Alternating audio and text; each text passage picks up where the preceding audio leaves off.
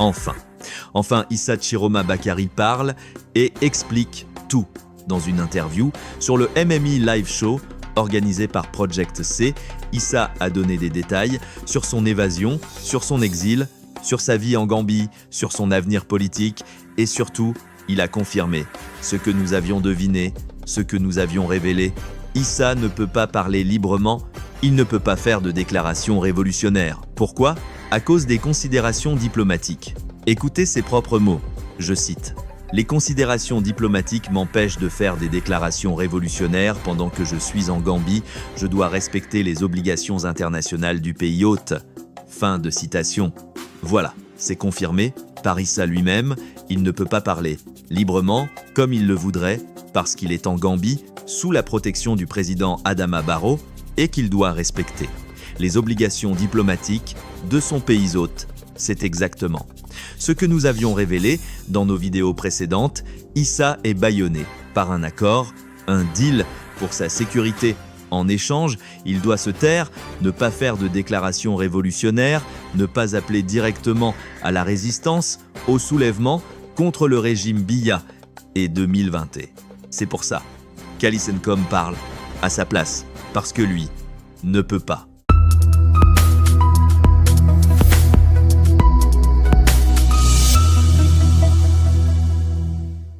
Aujourd'hui, 10 à 7 décembre 2025, je vais analyser cette interview explosive, ces révélations d'Issa qui confirment tout, qui expliquent tout, pourquoi il se tait, pourquoi Alice parle, pourquoi il prépare le miracle en secret.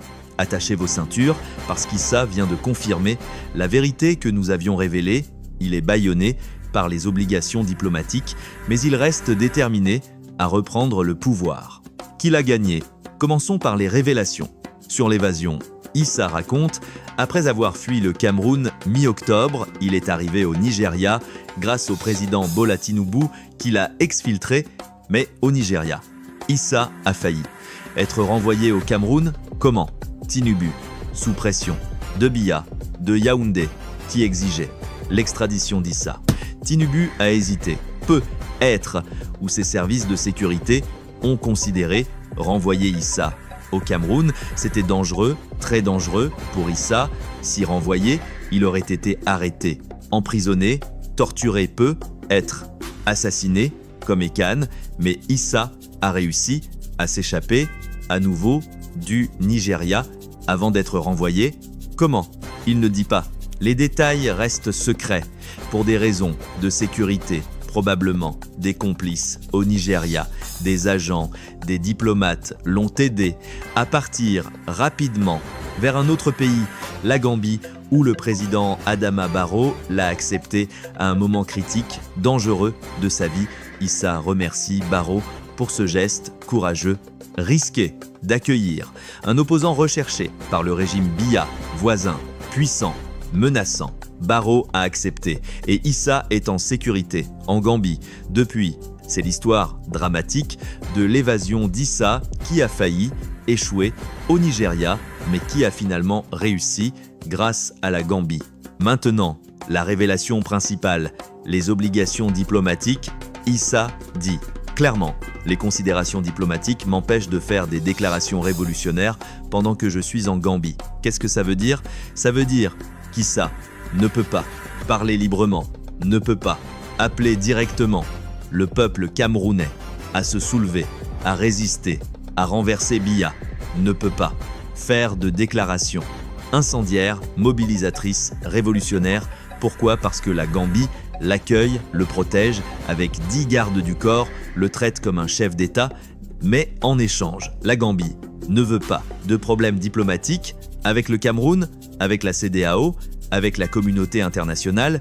Si Issa, depuis la Gambie, appelle à la révolution au Cameroun, c'est la Gambie qui sera accusée d'ingérence, de déstabilisation, d'héberger un terroriste, selon Biya. Alors Barrow a posé une condition. À Issa, tu peux rester ici, en sécurité, mais tu dois respecter nos obligations internationales. Tu ne peux pas faire de déclarations révolutionnaires depuis notre territoire. C'est le deal, l'accord que nous avions révélé et qu'Issa confirme maintenant, publiquement, dans cette interview. Et c'est exactement pour ça qu'Alice Nkom a été nommée porte-parole le 23 novembre. Issa ne peut pas parler directement depuis la Gambie. Alors Alice parle à sa place, depuis le Cameroun ou l'Europe, pas depuis la Gambie. Alice peut faire des déclarations plus fortes, plus politiques, parce qu'elle n'est pas sous les obligations diplomatiques de la Gambie. C'est ça, le système Issa muselé. Par les obligations diplomatiques, Alice autorisée à parler plus librement. Mais ce n'est pas la même chose. Alice transmet les messages d'Issa, mais sans la force, sans l'émotion, sans l'autorité d'Issa lui-même. Qui parlerait directement à son peuple?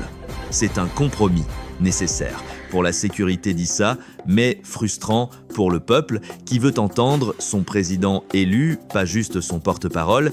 Et maintenant, Issa explique pourquoi. Ce n'est pas par choix, c'est par obligation diplomatique, pour respecter le pays qui le protège, la Gambie, et le président Barrow, qui a risqué en l'accueillant. Issa décrit aussi sa vie en Gambie. Il est traité comme un chef d'État, pas comme un réfugié ordinaire. Il a une protection d'environ 10 gardes du corps fournis par Barrow. Il vit en sécurité, dans le respect, il peut se déplacer, rencontrer des gens, travailler sur son retour au Cameroun, mais toujours sous surveillance, sous protection, contre les menaces de Biya qui voudrait l'assassiner, l'enlever, le faire taire, définitivement. Barrow protège Issa, sérieusement, comme un chef d'État, parce que c'est ce qu'il est, le président élu du Cameroun, même en exil, même muselé par les obligations diplomatiques.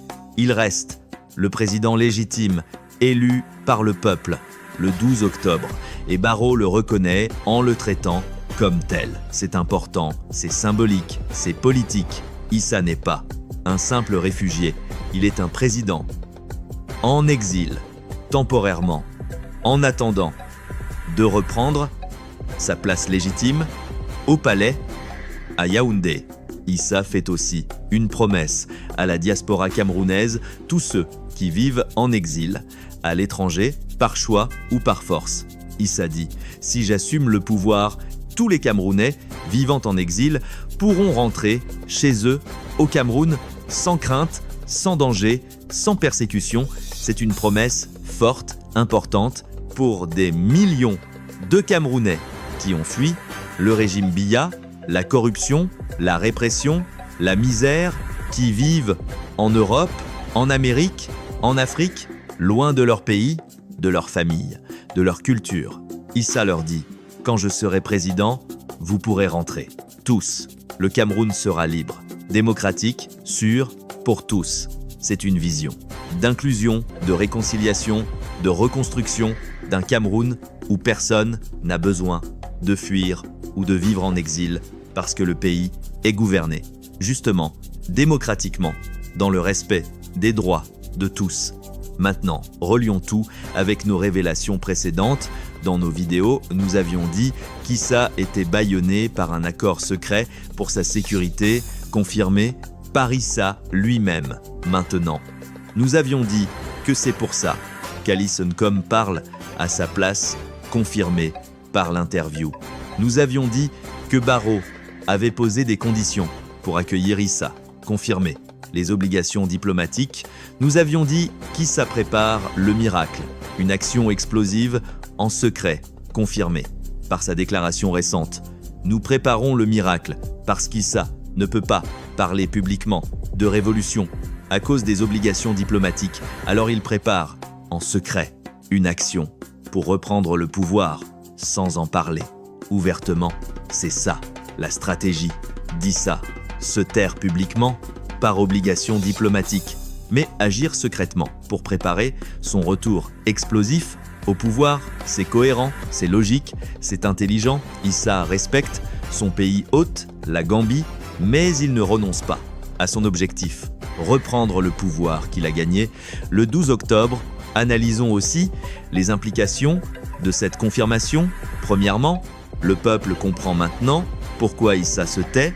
Ce n'est pas par peur, ce n'est pas par abandon, ce n'est pas par lâcheté, c'est par respect des obligations diplomatiques du pays qui le protège. Le peuple peut être rassuré. Issa n'a pas abandonné, il est juste contraint temporairement de se taire, mais il prépare le miracle, l'action qui va tout changer. Deuxièmement, le régime Biya sait maintenant qu'Issa est protégé, sérieusement, par Barrow. Avec 10 gardes du corps, traités comme chef d'État, Biya ne peut pas facilement assassiner Issa ou l'enlever, comme il a fait avec Ekan, c'est dissuasif. C'est protecteur, c'est stratégique. Troisièmement, la communauté internationale comprend que Barrow joue un rôle clé dans la crise camerounaise en protégeant Issa, le président élu légitime, tout en maintenant.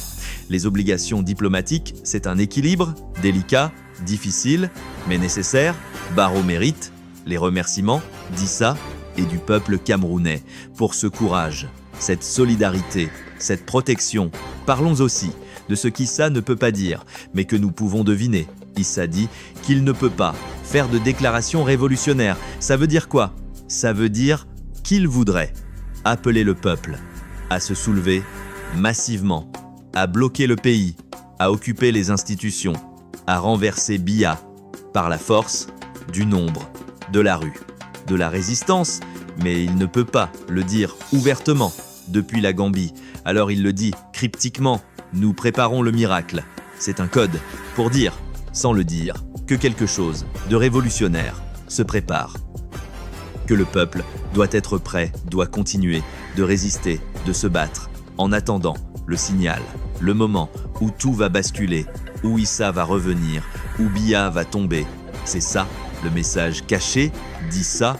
Derrière les obligations diplomatiques, derrière les mots prudents, il y a une stratégie révolutionnaire en préparation et le peuple doit le comprendre, doit être prêt, doit attendre le miracle qui arrive et Alison Come. Dans tout ça, elle continue son rôle de porte-parole. Elle parle pour Issa, elle transmet ses messages. Mais maintenant, le peuple comprend pourquoi c'est elle et pas Issa qui parle. Pas parce qu'Issa est faible ou absent ou désintéressé, mais parce qu'il est contraint par les obligations diplomatiques de la Gambie. Alice fait son travail honorablement, courageusement, mais elle ne remplace pas Issa.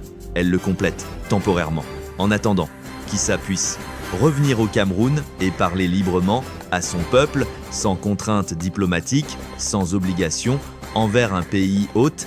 Alice est un pont entre Issa muselé et le peuple qui attend. C'est un rôle difficile, mais nécessaire. Et maintenant, avec l'interview d'Issa, tout le monde comprend le système, la stratégie, les contraintes et les objectifs d'Issa. Concluons maintenant, Issa Chiroma Bakary a parlé sur le MMI Live Show et a confirmé tout. Il ne peut pas faire de déclaration révolutionnaire à cause des considérations diplomatiques. Il doit respecter les obligations internationales de la Gambie, le pays qui le protège, avec 10 gardes du corps qui le traitent comme un chef d'État grâce au président Barrow. Qu'Issa remercie pour son courage, son hospitalité, sa protection. C'est pour ça qu'Issa se tait publiquement. C'est pour ça qu'Alison Come parle à sa place. Ce n'est pas par choix, c'est par obligation, nécessaire pour la sécurité d'Issa, pour le respect du pays hôte. Mais Issa n'a pas abandonné, il prépare le miracle, une action explosive en secret qui va ramener au pouvoir bientôt, et il promet à la diaspora que tous pourront rentrer au Cameroun quand il sera président. Le peuple camerounais comprend maintenant pourquoi Issa est silencieux mais reste déterminé. Le peuple doit continuer de se battre, de résister en attendant le miracle qui se prépare en secret malgré les obligations diplomatiques, malgré les contraintes de l'exil. Issa reste le président élu légitime du Cameroun et il reviendra pour prendre sa place bientôt. Partagez cette vidéo massivement, que tous comprennent pourquoi Issa se tait, pourquoi Alice parle, pourquoi le miracle se prépare en secret.